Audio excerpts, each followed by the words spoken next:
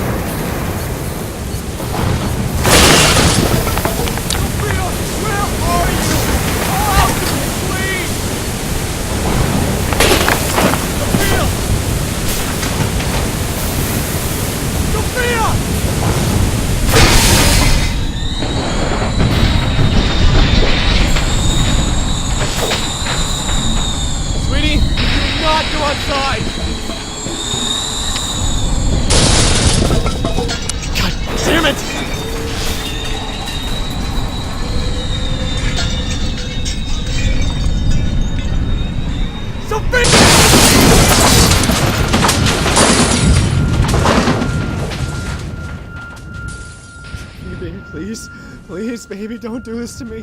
Where are you? Sophia?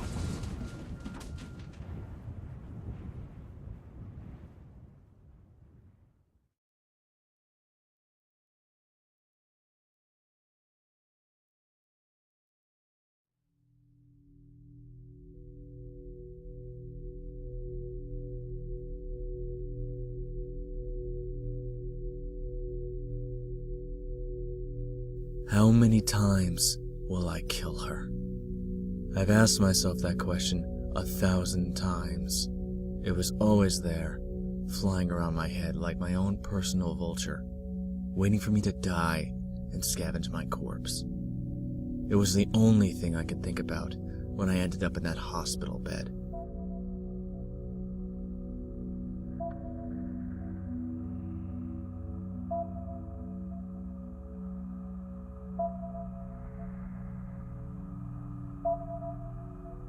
But I can't really blame the tornado, can I?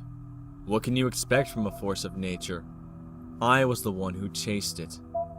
My obsession. I deserved to be in that bed, neither dead nor alive. I had screwed with destiny, and it screwed me right back. Fair deal. It was also reassuring to know that I couldn't harm anybody else, as long as I was in a coma. That was the type of nonsense I had to tell myself to keep me on the path. For all those years, I'd hated my father almost as much as myself for what happened to my little sister. And then I go and do the same thing to my own daughter, my own Sophia. And they say things never change. Cynics. What do they know?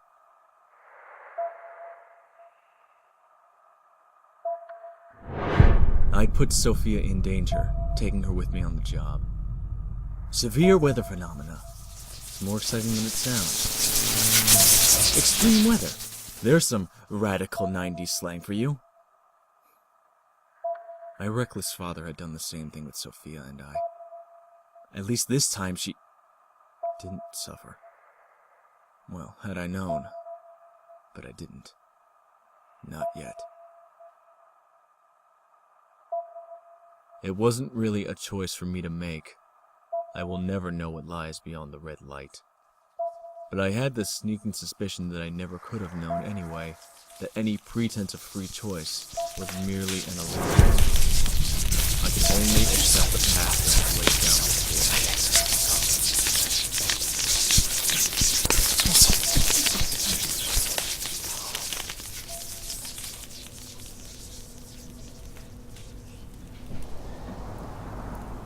Her drawing.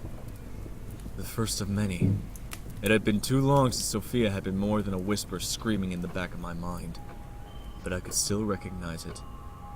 I admit, at that moment, hope started to flourish inside me. Where would the drawings lead me? Was my little sister alive in this world?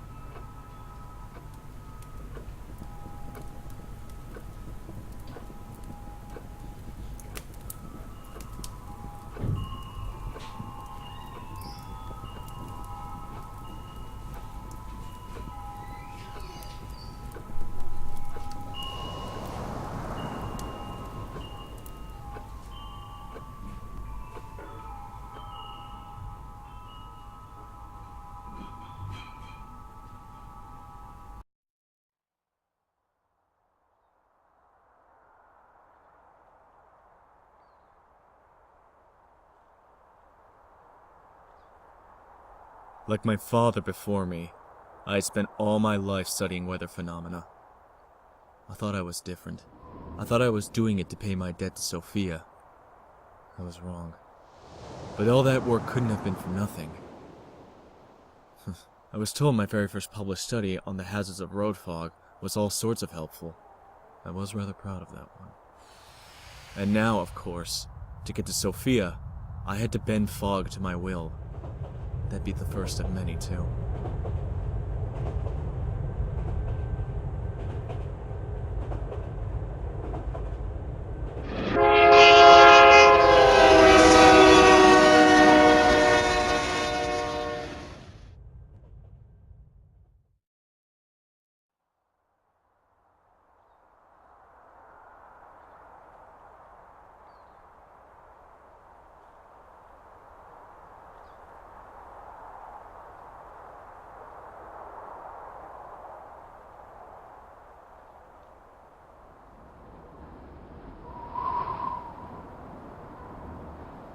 Every decision creates ripples, countless unforeseen consequences.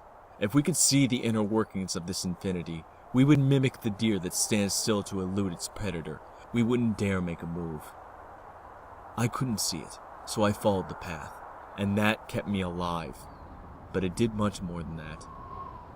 Introspection can be far more scarring than any wound.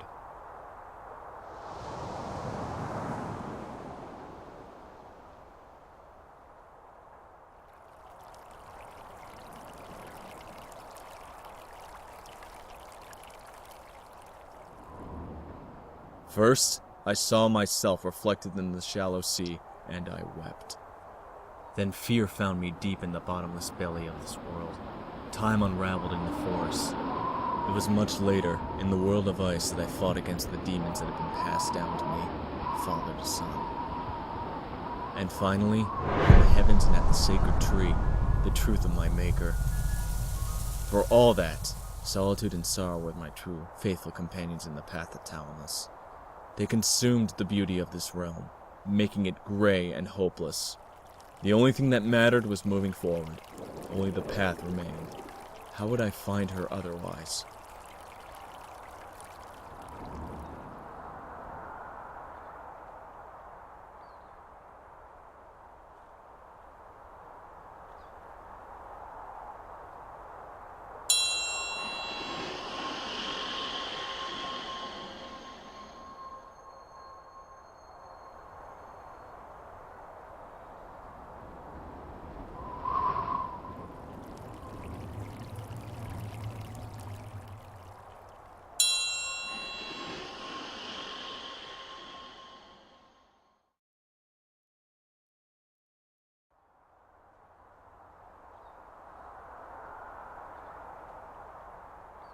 She was just a little kid, even more so than I, laughing away while playing on a swing set.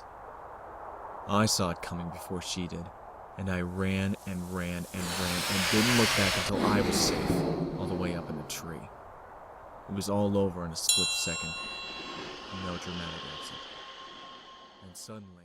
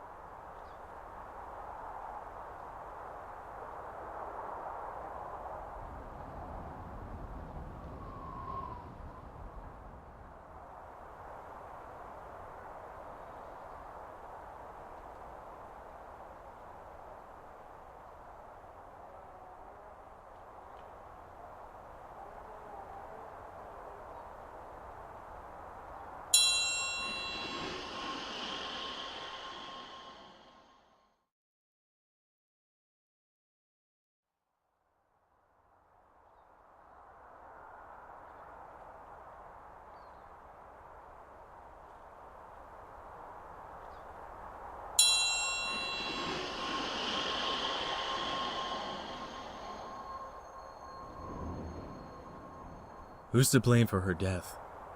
The tsunami did what it did, no point in blaming God or fate.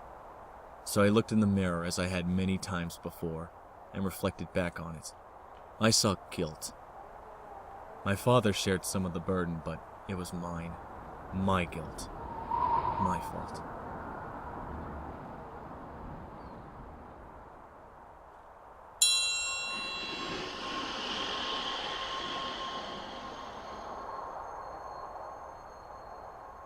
Had my own Sophia survived too, back home, or in this world?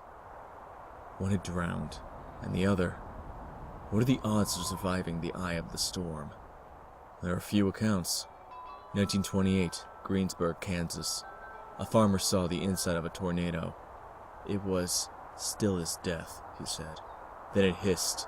It actually screamed, and the hollowness was lit up by lightning. Was that the last thing my little girl had seen, I wondered? Death, screams, and God's thunder, the ire of the tornado.